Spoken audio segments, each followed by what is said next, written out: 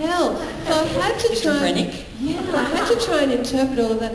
And I was thinking about, that was before Rowan Wood said stillness is your friend. So I was trying to experiment with the characters. And when I did the audition, because I told you before, I use my fake Virginian. You know, I move around all the time. I can't sit still, and not for a second.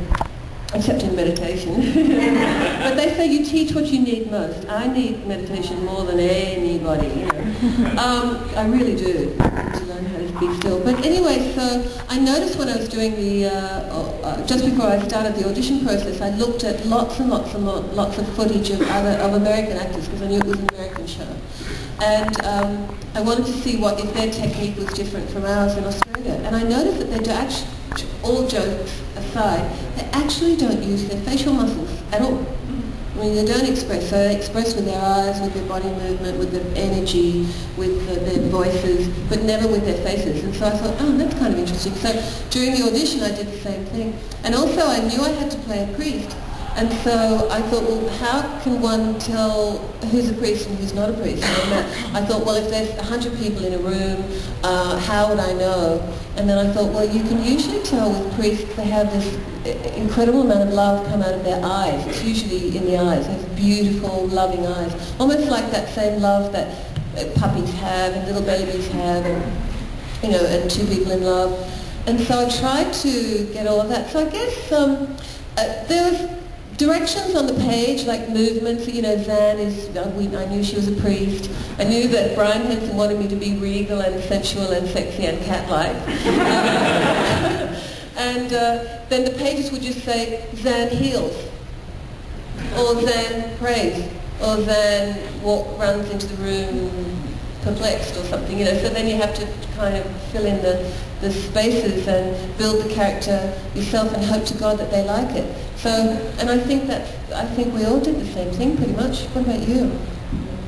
It was very intense because the first, I think initially they only wanted her for an episode, and then she kind of stuck around. So after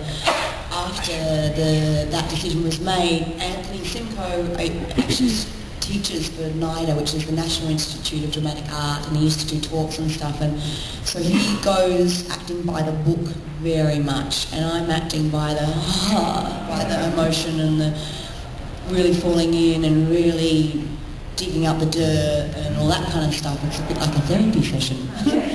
So, and I break everything down, the numerology, the astrology, the animal totem, where I was, what time of the day it is, every single thing, so that when I get on set I'm so overwhelmed with all the different tastes that I'm not nervous and I'm so submerged in that world.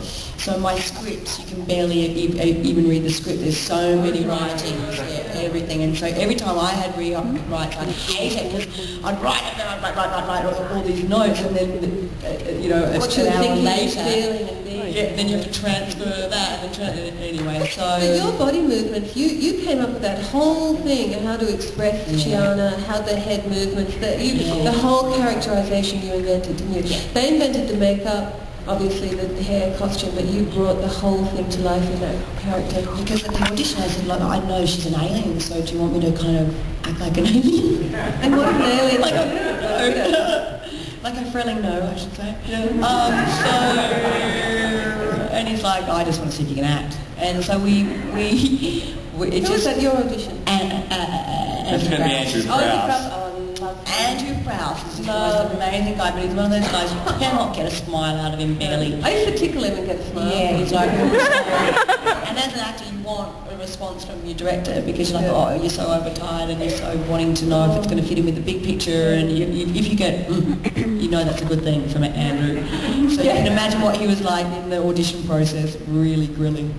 But yeah, definitely so Andrew Prowse and Anthony Simcoe took me into a room and beat me with a stick, and they took me in a room and they looked at my script, they said, see this?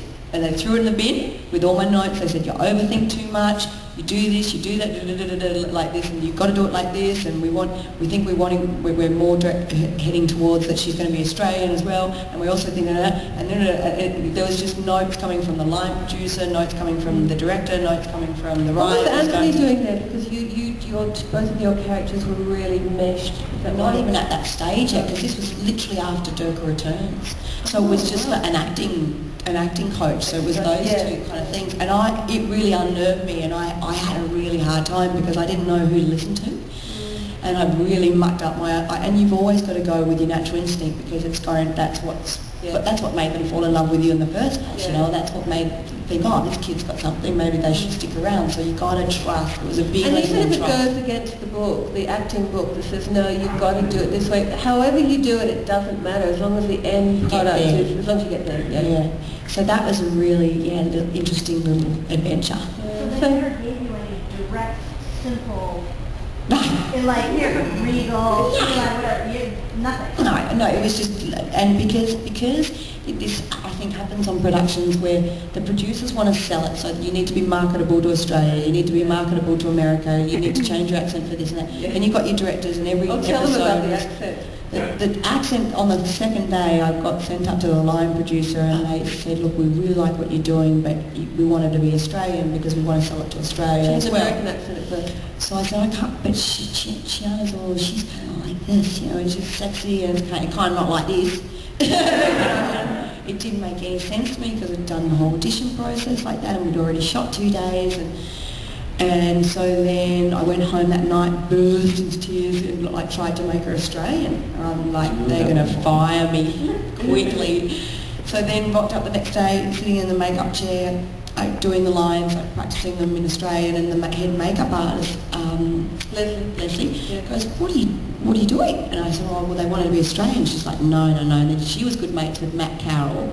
Matt Carroll comes down and goes, no, the buck stops here, you've got to be American. And then it was the line producer, which was Richard, what's his face, and so we went back and forward literally, and then the director came in on it, and at the end I was such a mess. What about Scottish? I